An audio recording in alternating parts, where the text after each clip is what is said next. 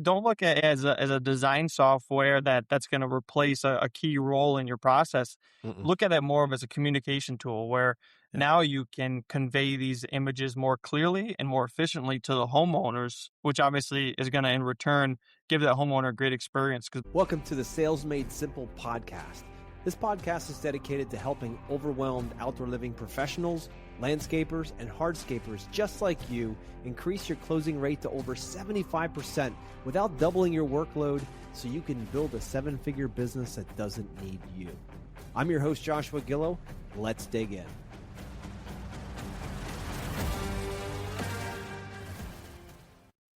Hey, everybody. Welcome back to the show. This week, I have Ryan King on with me. He owns King Landscape Design, and he designs for landscapers, contractors, and even probably some homeowners all around the country, and I believe around the world. I'm sure he'll tell us a little bit about that. But I wanted to bring him on the show here because if there's a man that knows what's going on in the world of design, it's him.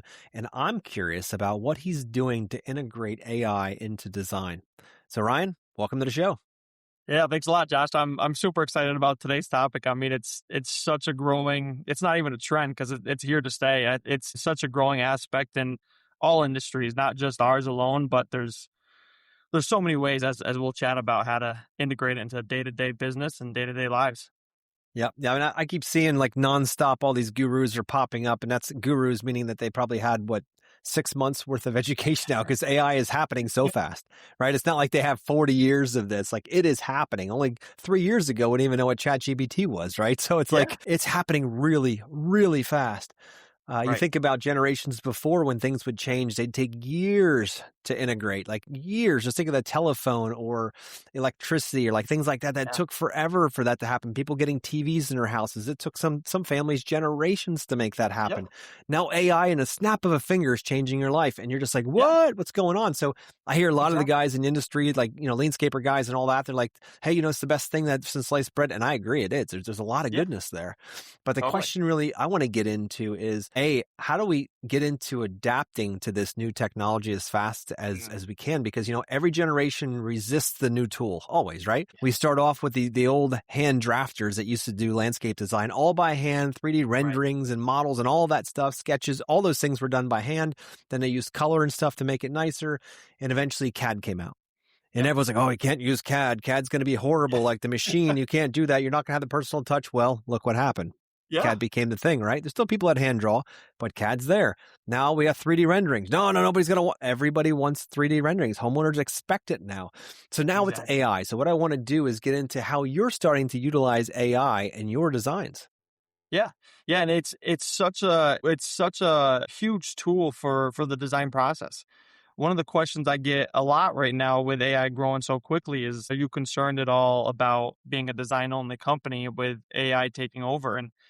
And it's the complete opposite because AI has been such a huge, tremendous asset for enhancing the design process from a speed perspective, a clarity perspective, and like I always talk about, just the customer experience. Because now we're going from a very long, or I should say previously, a very long exploratory phase where we're sitting down with the homeowner, sketching out all these different ideas, to now we're showing up to a homeowner's house and they're like, hey, here's a picture of what I want this backyard to look like. Mhm. We just need you to put your creative aspect on it and make it all come to life. So you're finding that people are coming to you with a plan. Here's my thought. Originally, when I heard this, I'm thinking, well, what happens when AI can do the designs and they don't need us? Because we're the idea guys, right? Like, Right. what's that going to be like when they don't need us to do this anymore? They can just bring Right. pictures to a contractor. They can skip the design process. How do Yeah. you handle that? Yeah. Well, what I've always found, and when I say always, obviously AI is new and up and coming. So what I've been experiencing over the past several months and years is when they bring you these images, they're obviously beautiful concepts. A lot Yeah. of times they don't make steps. So steps could be 12-inch risers. They could have a pool with a plant right in the middle of the pool, things like Mm. that. So when I'm talking with homeowners about generating these images, is they're obviously purely conceptual. We're just trying to get a general idea of the design style they're looking for, shapes and sizes of the space, things of that nature. Because then what we're going to do, which takes years of experience and a lot of professionalism, is now how do we take this AI generated image and turn it into an actual set of plans that can go out there and be built not only be built, but be profitable and also look amazing in that homeowner's backyard. Because once you have that AI image, there's still so much ground to cover in terms of material Yeah. selections, plant layouts, drainage, electrical, gas. So for AI to replace the industry in terms of design, someday I think it may, but right now there's so many aspects that go into these incredible outdoor living spaces that you still really need that professional eye on how are we going to take that AI image and bring it to life. Yeah, no doubt. I remember, I think it was roughly a year ago, a potential client sent an image in and they're like, "Hey, can you build this in my backyard?" And I looked at the team and I'm like, "That doesn't look bad. I mean, it doesn't Yeah. fully work, but it doesn't Yeah. look bad. How did this happen?" And then the guy's like, Yeah. "Well, I did it with ChatGPT."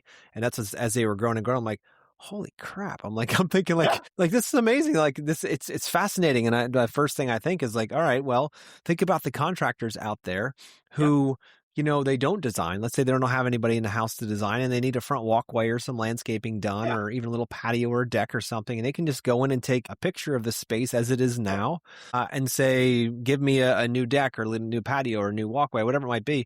And it'll Right. spit it out and you can adjust it as many times as you want. It costs you $20 a month to do that. Right. Yeah. So, and it's like, okay, well, if they can do that, then contractors can become basically 5-star designers Yeah. overnight. Yeah. Right. So it's Right. like, but and I think about it like, okay, that'd be great as a contractor because you don't have to worry about the whole design side of things anymore when Yeah. it comes to that kind of project, if that's where your world is. And that's a huge benefit. So I don't know how many contractors are actually utilizing this. And I know it's not perfect. They do put the Yeah. trees in the middle of the pool or not quite the same pavers or whatever it would be. But if we think about it as conceptual, does it get us to one of the primary questions the customer has, which is, what's it going to look like? Yeah. Does it get it to it fast? Does it get us there fast? And the answer is, heck yeah, not Yeah. perfect, Yeah. but fast. Yeah. And that's what I always look at it too is it's all conceptual. So we're just trying to get a quick conceptual image over to that homeowner just to start feeling them out. Because previously, when I first started in the industry, say 10 years or so ago, we were meeting with the homeowner at their dining room table, sketching everything out on graph paper, trying to take what the homeowner was saying and put it to paper. So we could spend hours in this conceptual design phase where Mhm. we're just exploring preliminary ideas. Now all of a sudden, we eliminated all those hours. We're jumping right into an AI image that the homeowner can dial in with a few different prompts. And then when all of a sudden we just saved 3, 4, maybe 5 hours plus of that whole design process. Yeah. So it's a great tool for eliminating that first phase. Now we can focus on the real nitty-gritty details of outdoor kitchen specifications, lighting, exact plant layouts, and we're spending still a ton of time with that homeowner, but we're just taking that experience to a whole new level of creating these incredible plans that are eventually going to come to life. So if I hear you straight, the way you're utilizing it is on the front end with the concept, kind of like the old House Idea books or the Pinterest boards, like that kind of thing, but more Yeah. personalized. And then from there, they still need to bring this thing to life, right? They Right. still have to look at it and be like, all right, well, that looks nice, but we know it's not fully doable or it's not fully smart. Yeah. Because they're not, the AI is not accountable to what they're doing. It just shows you a picture. Somebody has to be accountable to bring this thing to life, right? Yeah. So that's where you step in, right? And you with your designs or any of us out there that design, we now take those ideas and actualize them into a plan that Right. can be built based on some of those initial kind of inspiration photos that it creates. Is that right? Yeah, exactly. And when we're dealing with outdoor living, AI is not at a point yet where it can replace the full set of construction plans. It's great for conceptual work. I Mhm. mean, for a front walkway, maybe a front set of steps, it can replace the full process from design to construction plans. But when you're dealing with an outdoor living space where there's fire features, kitchen, lighting, pavilion, stuff like that, you still need to find a way to take those AI generated images Mhm. and turn them into something that can actually be built. And what I talk about too is not only can you build that AI image, but we want to do it profitably as well. So Yeah. taking that material selection that the homeowner chose, laying it out so there's minimizing your cutting and increasing efficiency on job sites for overall profitability. There's so many ways that you can now take that AI image and transform it into a complete space. And keeping in mind you just saved all that time on the front end for the exploratory phase. Now you can invest that time on the back end and really just make sure those construction plans are dialed in perfectly. Yeah, that's important. That's where the money's made, right? It's not just in the Exactly. idea, it's in how do we prepare to get the proposals correct so that when we go to execute this thing, that it actually comes out profitable. So that's Right. huge. What other workflows are you integrating AI for when it comes to design, not just conceptuals, but what else are Mhm. you integrating it into your business for in order to help you save time on that design? Yeah. So the biggest thing, like we've been talking about this whole conversation already, is the exploratory phase. That's the biggest time saver right there. One thing I've been utilizing it for is, which I found to be extremely useful when I'm dealing with large landscape plans. It's actually very, very accurate at generating full plant lists. So say I put together a full property landscape design with hundreds of plants or whatever it may be, it can actually read that plan, generate a full plant list, quantities, sizes, spacing. It'll tell you everything. So what I used to spend hours doing, counting plants, making sure I have them all accounted for, typing up descriptions for them, in the matter of 30 seconds, it takes the whole list and creates it for me. So that's just one example where it's just, again, saving time on the design end, which is key in every industry. You want to optimize efficiency, save Yep. time. Yep. So this is So one example. so before you go any further, if I was a contractor listening right now, designing and wanted to do that, how would I do that? First of all, what platform are you using? And then second, how would I do that? So the main platform that I've been using is ChatGPT. I've explored with a few different other ones that I'm still playing around with a little bit, but not using fully. I've found the most accuracy from ChatGPT, and it's incredibly simple. You take your plan, whether it's a PDF or a screenshot, whatever it may be, you just upload it, and then you type in your prompt. So I would type in create a full generated plant list with common name, Latin name, plant sizes, and then it'll slowly generate it all out for you. So really, you just tell it whatever it wants to do. Now it doesn't do any sort of, well, not accurately. It doesn't do any sort of hardscape takeoffs, things of that nature. But plants, lighting, like physical objects that ChatGPT can see and read, it's extremely accurate. And I'm telling you, try it a couple times. It's a huge time saver. No, I love that. I mean, if you can take that kind of mindlessness, if you will, that kind of counting and things like that and have it do it. I have Yeah, found that both Chat and Claude, you need to double check your numbers, right? yeah, They're not perfect. None of it is. Because at the end of the day, when a person does this, they get held accountable. Whether you have somebody on your team or it's you, you get held accountable. But if you're right, going so fast that you just let AI do everything and you don't yeah, reread over top of it, you're yeah, still accountable for what AI yep, did regardless. So be careful, listeners. If you use this, yeah, it's not perfect, but it right, certainly is a massive savings of time. But you have yeah, to go through and put your eyes on it, make sure things do line up. It's the right, plant in this case, right quantity, right, yeah, whatever it might be, sizing, so that you yeah, don't end up creating this thing thinking ChatDL did it all for you. And then you end up at the end thinking like, I'm at the nursery to buy this and I didn't order number tens, yeah, for instance, on Boxwoods, I ordered a number 5. Like, but yeah, the thing says 10. Well, that's what AI put in there. Then all of a sudden you're busting a huge part of your profit out. So be exactly. very mindful to double check things. Yeah. Yeah, absolutely. I mean, that's huge Yep. too. And anything related to AI, you'll quickly see some of the accuracies may not be there. So it could get Yep. you 90% of the way there, but that last 10% where you're double checking everything is very, very key because you could lose a lot of money quick. Very quick.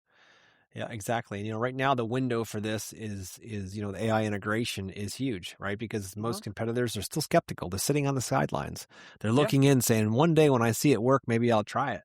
And yeah, let's face it, a lot of contractors aren't very computer savvy. Now you start adding yeah, in their AI, which is already very fascinating to think about, and that yeah, puts a whole nother level. So your competitive advantage is to get into this as early as possible to see how it can help you. Right. We yeah, talk about it on the sales side that, some guys are like, how do I make this do all my sales for me? And while that's a great idea, the problem you're going to have is that people buy from people because they have to hold somebody accountable. A machine is not accountable. A yeah, machine will give you, an idea or a price and it'll be, all right, build it. Machine's like, oops, sorry. Like, what are you yeah, going to do? They can't come to your office and say, well, you promised me. I signed a contract with you, not the AI. So exactly. it's very important that we still keep everything forward facing to the customer, human to human. But on the Yeah, back end, there's so many things you can do to have like an assistant or a secretary that takes care of all this stuff for you and does it yeah, quickly, and it costs you yeah, $20 a month. yeah, Right? exactly. Yeah.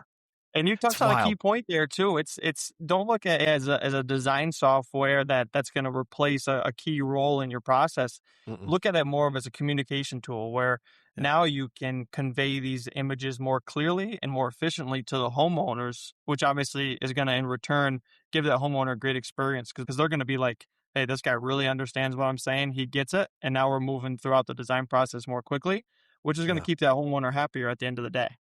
Yep, yep. I mean, that's one whole chapter of my book is all about, that time kills all deals. So the quicker Mm, you can be and the more accurate you can be, this could be that tool in the back end that helps you with that. I think about when AI first came out, the big fear was that the machine AI is going to take over and yeah. it's going to just kill all these jobs and all that kind of stuff. And humans aren't going to be able to work anymore, like all these extreme things. And while Yeah. over time, some of that will happen, Yeah. I heard it best. Tony Robbins actually said it best. He says, you know what? People aren't going to be losing their jobs to AI. They're going to be losing their jobs to people who know how to use AI.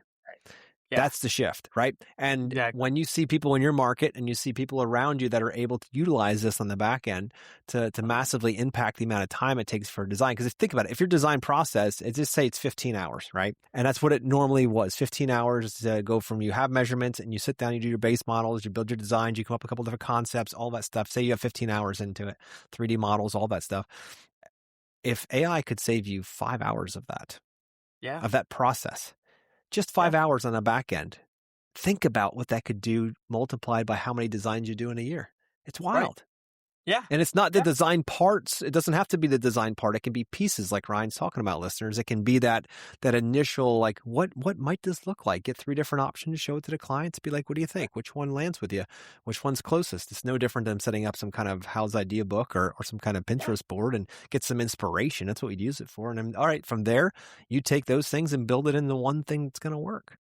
Yeah. Right. And that saves how much time going through that. I'm not sure if she's going to like this or not. Yeah. Yeah. And if you can only save a couple hours a week, it's going to snowball as you get more and more used to developing your own process with AI. So Mm-hmm. it's such a huge asset. Like I said, focus on implementing it in a small portion of your process. Maybe you can Yeah. save 1 hour this week. And then maybe in a month you're saving 3 hours a week. And then by the end of the year, maybe you've dwindled it down to 5 to 6 hours you're saving now, Mm-hmm. which is, as we all know, time is your most valuable assets. No matter what increment amount of time you can save by trying it out on one project, it could snowball into something much bigger than you're expecting. And the coolest part about this technology specifically, I'm a Claude guy. I like Yeah. Claude. I shifted over a while ago. I use chat here and there for image stuff. But what I love is if you don't understand, right, this is the part that still blows my mind, dude. And maybe it's because I'm 47 and this is for the younger generation. I don't know.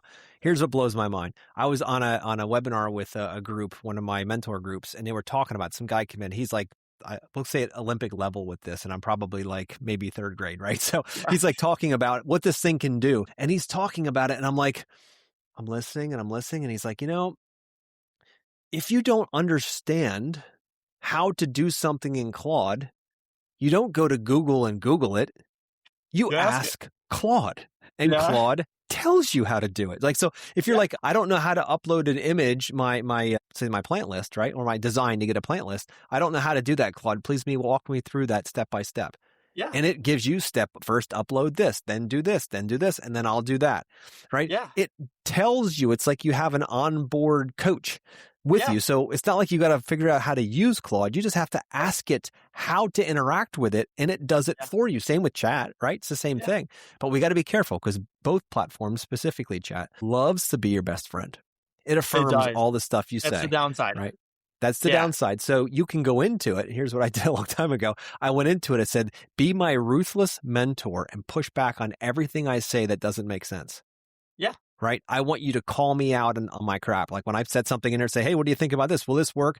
Well, let me check. No, that won't work at all. And here's why. It will Yeah. do that. It will Yeah. be an accountability partner, but you got to Right. tell it to do that. If not, it's going to kiss your butt the whole time. It does. Because And they that's want, one of the think about it. downsides of that. Yeah, Yeah. but think about it from the perspective of, say, Facebook, right? They've designed Facebook and social media in general, not just Facebook, to keep you stuck on there. They want you doom scrolling. That's what they want because all their advertisers get more time, they buy more stuff, blah, blah, blah. They want you mindlessly doom scrolling and buying stuff. So they make the environment very conducive to that. Yeah. Well, this is what chat does too. If chat always said, look, I want to set up a diet. What's the best way for me to set up a diet? And it said, well, you know what? You're 30 pounds overweight. You're fat. You should just stop doing this. People would be like, I hate this thing and walk away, right? And I'm being crazy here. But my point is, it says, oh, it's good. Everything is fine. You're doing a good, like it's always encouraging and acknowledging and always trying to affirm. So we have to give it parameters on that. If you like that, that's Yeah. fine. But realize if you're kissing your butt's not going to get you where you want to go. So now it's a matter of looking at it and being like, all right, how do I cue it? How do I, and I'm probably using the wrong words, guys that know more about this than I do, but you have to let it know that you don't want that. Right. And when you Exactly. tell it in the special comments section or whatever the heck it is on there, when you set the settings, it'll Yeah. actually then come back at you and be like, oh, you wanted truth. Here's what it is. And Yeah. it'll actually fight you on things. And I love that because I'm like, Yeah. I never thought of it from that way before. So Yeah. listeners, there's a lot of ways you can integrate with this, especially into your business that way. And there's a lot of platforms too. Some are better at images. Some are better at deep content drilling. There's a lot of different value there, but it's exciting. That's what I wanted to have you on here for. How do we integrate this into design? If there's one other thing that you could offer our listeners on how you can integrate AI into the design process, that's pretty simple turkey, kind of like your plant list idea where you put it in and it does it for you. What's Yeah. one more thing before we wrap up that they could utilize today? Yeah. Well, one thing I want to touch on that you were just talking about that really stood out to me is for all the listeners who are hearing this and maybe some are getting overwhelmed by all the different things it can do, treat AI like it's your coach, like Josh was just saying. Ask it questions if you don't understand. If there's anything in this podcast that we said that you're not sure how to do, just type in a prompt and ask it. Ask ChatGPT, ask Claude, because it's gonna spit information back out to you and it'll walk you through the whole process. Yeah. It's literally there to help you, almost to hold your hand, you could say, and it'll walk you through step by step. Any questions Yeah. that pop into your mind from listening to this podcast, you could easily be like, "Hey, ChatGPT, how do I handle this? Or how do I approach this? Or I heard this on a podcast. How do I implement it into my day-to-day process?" Yeah. It'll give you a detailed, spelled out process, and it's going to tell you step by step what you need to do. It's a tremendous tool that you absolutely have to try to at least utilize into your process throughout each week. Yeah, and what Ryan and I are trying to say, listeners, is you don't need training. It is the trainer. It's the Yep. trainer and the information all in one. That's the cool part. And the best part here I love about both platforms, Claude or Chat, is that you know what? Believe it or not, I still use two fingers to type. Yeah. Right? On my computer, I'm always two fingers. Like I've never really truly learned how to type like they try to teach us in school. Yeah. That's that was annoying to try to learn how to do that. Anyway, so I got two Yep. fingers and they work just fine, right? Yeah. But here's what I like the most is you can click that little button that lets you talk and you can just talk to it. You can dictate for a half hour and then let it figure it out for you, right? And let it chew Yeah. on it while you work on something else. It is wild what's possible. And if you guys, listeners out there, if you're not utilizing what we're talking about, you're missing this opportunity and somebody's going to jump right past you because they Yeah. are. And they have a tool that's helping them become more efficient. So if there's Yeah. one thing you think you could teach them before we go, the listeners to go, that they could utilize AI in addition to what you've already mentioned, what would that be? Yeah. I'd say just don't be afraid to take that first step. So next time you're at a homeowner's house, take a picture of their backyard, upload it into ChatGPT or any software of your like, and they give you a bunch of free images to start too. So you don't need to pay for it right off the bat. Mhm. Go into that homeowner's backyard, take a picture of it, type in what that homeowner originally reached out for. So type in the homeowner here wants to see a patio with an outdoor dining location, a pavilion, and a wood burning fire pit. See what that image spits out, and then try talking through a couple different processes with that chat. So you could say, switch this fire pit over to a square fire pit, switch the pavilion to a pergola, and just keep bouncing ideas back and forth, and you're gonna see that homeowner's face light up as they're looking through these images because now what they thought they were gonna have to wait a couple weeks for, now all of a sudden they're brainstorming new ideas with you. So next time you're on that appointment, or even try your own backyard when you're sitting at home at night, and just test out a couple different methods and see what works and see what doesn't. But one thing to pay attention to is pay attention to the homeowner's reaction and really see how that changes the process because you're going to see a whole new level of excitement from that homeowner. And the goal is, of course, to continue that excitement level throughout the whole process. So just pay attention to kind of the homeowner's reaction as you're implementing it, and I think you're going to see your day-to-day sales process is going to change exponentially. Yeah, because you're going to shorten that time horizon, right? Much quicker, Yeah, and you can get to the question of what do you want it to look like pretty quick. And yeah, again, this for multifaceted project listeners, say you're doing $500,000 backyards, it's going to struggle. It doesn't know how to do that well yet. It's for smaller projects, right? You're yeah, probably up to 100K. I don't know. Maybe you correct me if I'm wrong, Ryan, but we've seen it work up to about 100K project. After that, yeah. it's hit or miss. Yeah, exactly. Then it starts to get a Yeah. little too elaborate and Yeah. things really start lining up, but it's conceptual. It is. We actually had a gentleman send in some ChatGPT concepts. He wanted a Costa Rican backyard, like in Philadelphia, right? Not in the city, but Okay. outside. And he sent these images, and they were like, we'll just call it whimsical, Yeah. fantastical, right? And I'm like, that's not going to work in Pennsylvania. None of that Yeah. works.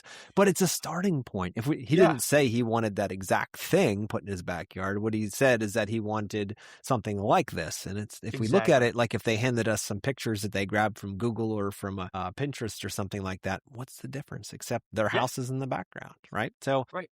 we got to be mindful of that and realize that AI isn't going anywhere, ladies and gentlemen. Mhm. It's coming in and it's coming harder and harder. Yeah. And once we get data centers and space and we have all this stuff, like the world is changing. I believe that that that AI is going to be as big as a disruptor as the internet was. Absolutely.